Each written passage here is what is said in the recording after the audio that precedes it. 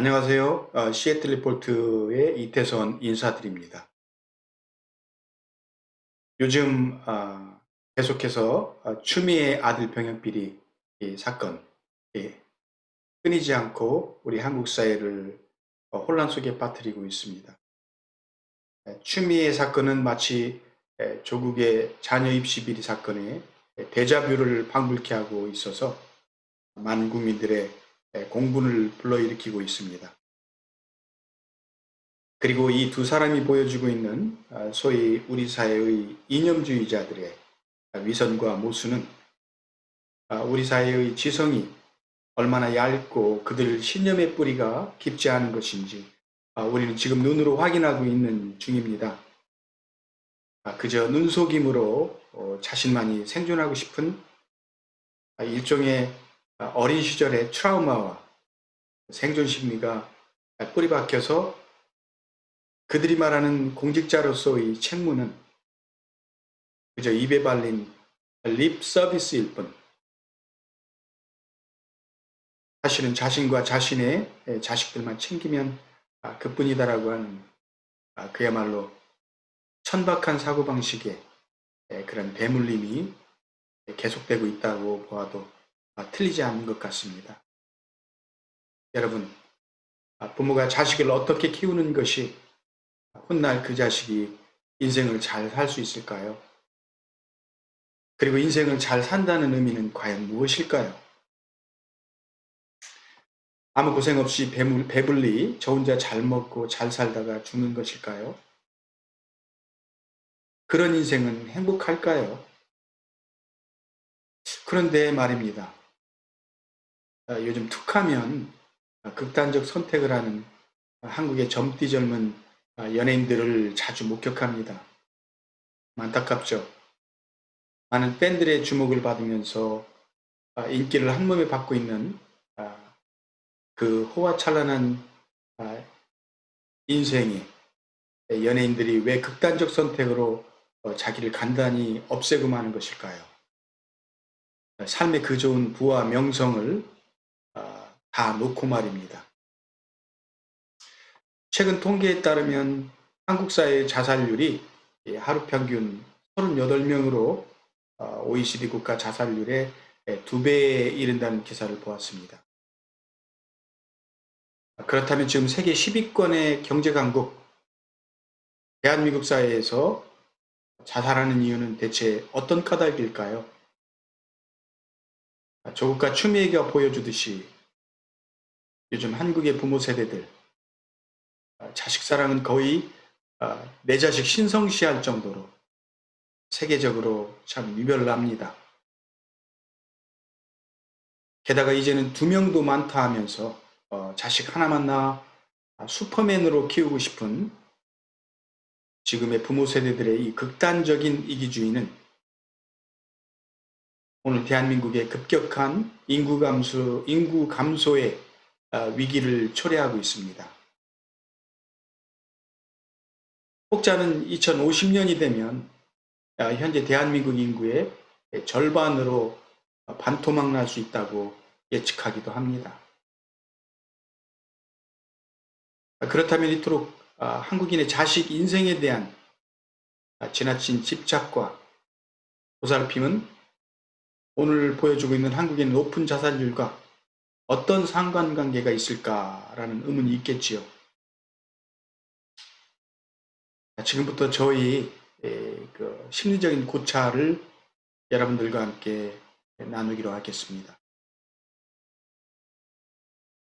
문제는 바로 그렇게 자란 우리의 자녀들은 자신의 삶을 긍정적으로 바라다 보면서 할 수 있다라고 하는 자신감이 발달할 수 없다라는 것입니다. 가정과 사회로부터 자신의 삶은 자신이 스스로 책임져야 된다는 그런 올바른 가치관을 배우지 못한다라는 것입니다. 자녀를 양육하는 부모들이 반드시 깨달아야 할 삶의 진리는 과연 무엇일까요? 자신의 자녀들이 그저 편하게 잘하고 이 다음에 좋은 직장 잡고 아무 탈 없이 떵떵거리면서 살기를 바라며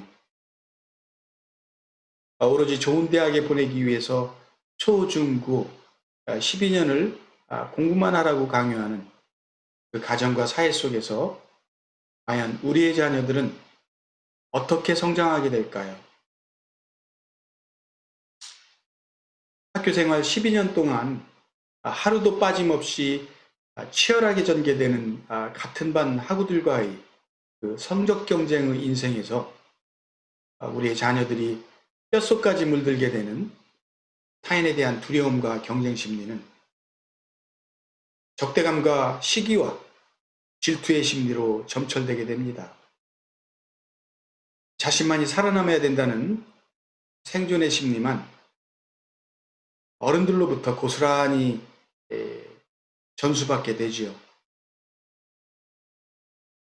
어떤 거든지 강요에 의해서 억지로 하는 것은 재미있거나 행복하지 않습니다. 우리 잘 알고 있지 않습니까? 공부도 마찬가지 아니겠습니까? 공부도 사실 취미가 있고 적성에 맞는 그런 자녀들이 있습니다. 그렇지 못한 자녀들이 있고요. 실력의 문제가 아니라요. 그러니 훗날 자신이 목표로 했던 직업을 쟁취하게 되었을 때 자신이 살아왔던 그 힘들었던 노고들에 대한 보상심리와 그리고 또 가정과 사회에서 배우게 되는 그 신분에 대한 우월감, 그러한 것들이 발동하면서 자신보다 못한 사람들에게 군림하려 하는 잘못된 생각을 하게 되는 것 아니겠습니까? 왜 그렇습니까? 공부하고 출세하려고 했던 그 내면의 목적은 바로 파워였기 때문입니다. 자신이 좋아하는 인생을 위해서 공부한 것이 아니라는 얘기지요. 심리학에서 성인아이라는 용어가 있습니다. Adult Child. 말씀 그대로 몸은 어른인데 내면은 여전히 인정받고 관심받고 싶어하는 어린아이의 그런 아픈 심리로 머물러 있는 상태입니다. 성인아이의 심리에 매몰되게 되는 요인 중 하나가 바로 우리 사회의 역기능적인 가정이 너무도 많다라는 까닭입니다. 아버지의 음주 문제, 가정폭력의 환경, 건강한 대화의 부재 속에서 자녀들이 자신의 존재 가치에 대해서 자긍심을 느끼지 못할 때, 그리고 애정 결핍, 이런 것들이 훗날 어른이 되어서도 그런 불만족을 해소하기 위해서 여전히 사람들과의 관계 속에서 무책임하고 미성숙한 언행을 통해서 자신의 존재 가치를 표현하려 하는 것입니다. 이런 심리가 지금 한국 사회의 어른들에게서 만연되어 있는 모습을 보게 됩니다. 타인과의 대화 속에서 쉽게 화를 내고 공격하고 인격 모독을 서슴지 않고 타인의 의견을 자기 방식으로 오해하기 일상이고 끼리끼리 문화 속에서 담합하고 자기 진영의 이익만을 최고로 생각하고 자기 교만과 자만심에 호언장담하는 등의 이런 어처구니 없는 모습들은 서구의 선진사회에서는 찾아보기 힘든 어른들이라고 하기에는 낯뜨거운 행동들인 것입니다. 하지만 한국 사회에서만 살다 보면은 이것이 정상적인 일상이라고 치부하면서 살 뿐이지요. 자, 여러분, 그렇게 자란 우리 사회의 최고 엘리트라고 하는 사람들의 모습을 한번 관찰해 보겠습니다.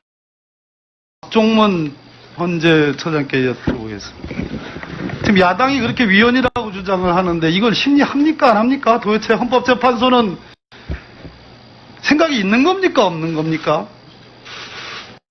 온통 나라가 공수처를 시행을 해야 된다. 절대 안 된다라고 이렇게 여야가 갈려져 있으면 이 부분에 대해서 국가의 헌법기관으로서 좀 책임감을 갖고 조속히 심리해서 국민들께 결과를 내놓는 게 저는 헌법기관다운 것이다라고 생각하는데 어떻게 생각하십니까? 네, 여러 차례 아무 생각 없으십니까? 그럴 리 있겠습니까? 네. 처장님 알고 계세요? 도대체 평의를 하고 계십니까? 그러니까 저는 심리 중에 우리 있다는 말씀드립니다. 헌법재판소장님이나 저 8분의 헌법재판관님들 이 오늘의 그 법사위를 지켜볼 거라고 생각합니다.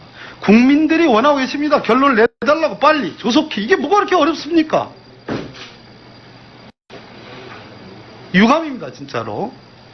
그런 의견을 돌아가셔서 좀 전달을 좀 해 주십시오. 그러지 않겠습니까? 이 쟁론을, 이 끊임없는 이 정쟁 같은 이러한 사태를 헌법기관으로서 헌법 수호적인 측면에서 빨리 결론을 내줘야 되지 않겠습니까? 자, 야당이 반대해서 한다고 그래서 국회의 다수결에서 통과된 법을 지키지 않겠다. 그러면 음주운전자가 윤창호법 나 반대하니까 헌법소원 제기하고 나 윤창호법에 대해서 나 음주운전 처벌받지 않겠다 주장하는 건 뭐가 다릅니까? 전자팔찌 착용하기 싫다는 성범죄자가 전자장치 부착법 나 헌법소원 제기하니까 나 그거 전자팔찌 사지 않겠다고 주장하는 건 뭐가 다릅니까? 예, 뭐가 다릅니까? 잘 들어보세요 좀. 중간에 그러지 마시고. 동부지검장 공석인데 지금 인권국장이 잠깐 이 참 아니 장관이 제 자리에 앉아서 소설을 쓴다고 딱 이야기를 하는데 위원장님 진짜입니까? 아니 지금 내가 지검장을 장관으로 인사 발령 해야죠. 정문 의원님은 젊게 해요. 뭘 젊게 합니까? 젊게 하세요 좀. 젊게 하다니요? 참신하게 하세요. 지금 나이로 지금 여기 국회 와 있는 거 아닙니까? 참신하게 하라고 했습니다. 나 김남계로 바꿔줘. 저쪽에 가서 앉게. 회의를 속개하겠습니다. 야당도 좀 그만해 이제 좀. 조용히 하세요. 아니 무슨 추미애가 스토킹하는 거 뭐 하는 거야 지금 도대체. 하루 이틀도 아니고. 그만 좀 해 그만 좀 이제. 그래서 아니 그러니까 몇 달 내내 이렇게 아들 문제가고 가만히 있어봐. 가만히 있겠어? 뭐야 이거 도대체 이게. 왜 그래? 아니 어느 정도 돼야지 이게 도대체. 김종민 하루 사장이 이틀도 왜 그래? 아니고. 제 발음이에요. 일입니까? 의사진행관은 뭐야 이게? 아니 옷을 뭐야? 아니 답을 구하는 게 아니고요. 위원장한테 물어보죠 그럼. 신상 발언. 아니 더 이상 장관을 자꾸 자극해서 자꾸 키우려고 그러지 제가 말고. 분명히 날짜를 따로 잡죠. 그게 맞는 것 같습니다. 안 됩니다. 아니 법무부는 따로 잡고 국방부하고 법제처는 오늘 하자고요. 아니 너무 간단하게 다시 얘기하는 거지. 언제 이렇게 전체에서 이렇게 아니 그럼 제안을 언제 하지 있어요? 않습니까? 우리 장재원 의원께서 제안을 그만해 하시고 이제 좀. 아이고 참. 그러니까 장재원 의원께서 제안을 하시고 간사가 대신에 다시 위원장한테 제안을 하는 거 아니 이게 아닙니까? 싸울 거리냐고 이게 뭐가? 싸울 거리가 아니에요? 아니 뭐가 싸울 거리야 소설 쓰내라는 이게? 말을 들었는데 싸울 문제가 아니에요? 아이고 참 이게 싸울 법무장관이 거리야? 소설 쓰내래요. 아니 하루 이틀도 아니고. 소설 쓰내래요. 그만해 그만해. 아니 그러니까 사람은 못 살게 그러면 그럼 뭐라고 하지도 않기래 그러면? 그만 좀 해 그만 좀. 그만해요 좀. 아 장재원 장관 대봐 나중에. 이성을 좀 찾아. 내가 해줄게 내가. 이성을 좀 찾아. 어? 너 갑자기 뭐 아니 그러니까 몇 달 내내 이렇게 아들 문제가고 가만히 있어봐. 가만히 있겠어? 뭐야 이거 도대체 이게. 왜 그래? 아니 어느 정도 거 돼야지 이게 도대체. 김종민 하루 사장이 이틀도 왜 그래? 아니고. 선배 정수해 주시고. 아니 아들이 수술해가지고 조용히 좀 하고 일주일 있어. 늦게 들어가서 업무 처리 해준 건데 이게 무슨 피해를 준 겁니까? 다른 기회 특혜를 받아가서 받은 겁니까? 이게 무슨 불공정을 대한민국을 어떻게 흔들었다고? 이거 가지고 김종민 불공정을 의원한테 한다고 반말 하는 얼마 거예요. 어떻게 하고 있어요 지금? 김남국 의원 발언해 주세요. 아유. 그리고 대표로 말씀해 주시고 그리고 백혜령 간사님 말씀해 주시고. 시비 거는 겁니까? 그러면 나한테는 비판하지 마라. 나는 다 옳다. 무슨 지존입니까? 법무부 장관이? 이렇게 하는 태도에 대해서 이거 문제 삼고 있는 것이고, 이 잘못된 태도에 대해서는 사과를 해야 되는 거 아니냐. 왜 추미애 장관만 국회에 와서 저렇게 하는 겁니까? 지금 법사위를 처음 시작하는 입장에서 반드시 법무부 장관의 유감 표명이라든지 사과 없이는 어떻게 법사위가 계속되겠습니까? 오늘 만약에 지금 한국 정치가 보여주는 모습은 그야말로 언어폭력, 그리고 정신적, 정서적 폭력이 난무한, 그래서 지성과 이성이 실종된 성인 아이들의 난장판이 되어 있습니다. 이것은 바로 그들의 성장 과정에서 파워 앤 컨트롤이라고 하는 지배하고 지배당하는 가정과 사회를 작동하는 일종의 폭력적 원리가 그들 심리 깊은 곳에 각인되어 왔다는 사실입니다. 한국의 부모들이 자식을 끔찍히 사랑해서 자식에게 필요한 모든 것을 지어주고 싶을 것이라고 말하고 싶지만, 사실은 자녀의 의사 결정권을 일찌감치 박탈하는 부모의 일방적인 강요는 바로 자녀들에 대한 폭력의 시작이라고 볼 수 있습니다. 그렇게 자란 사람들은 지금 한국의 정치인들이 보여주듯이 타인의 의견을 묵살하면서 자신의 주장만을 관철하려 하는 폭력을 행사하게 되는 것이죠. 지금 한국 사회가 이렇게 성장한 사람들이 두 가지 극단적 심리에 쌓여서, 한쪽은 자신의 삶에 좌절하면서 극단적 선택을 하는가 하면은, 또 다른 한쪽에서는 자신의 힘을 과시하며 상대방에게 폭력을 행사하는 모습을 보여주고 있습니다. 지금 우리 사회에 배운 지식은 그리 많아도 그 지식을 통해서 그 사회에 이롭게 사용하는 사람들이 많지 않은 것 같아서 안타깝습니다. 이태선이었습니다. 감사합니다.